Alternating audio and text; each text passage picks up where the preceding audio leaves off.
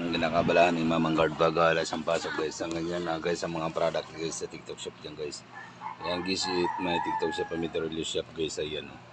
Yan, pati lipstick guys, pinapatol niya ni Mamang Guard dyan guys. Yan. Mga pabango natin guys sa TikTok shop natin guys na marami yan guys. Yan.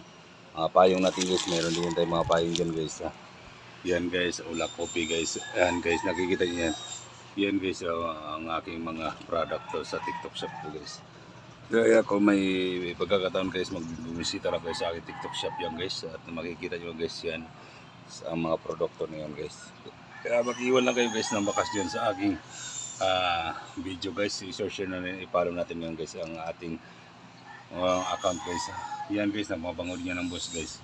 Yan ang trabaho ng Mamang Guard, nag-online selling guys pag walang pasok guys Mamang Guard. Kaya salamat guys sa mga panonood guys. Salamat din guys sa mga bumisita sa aking TikTok shops. Welcome.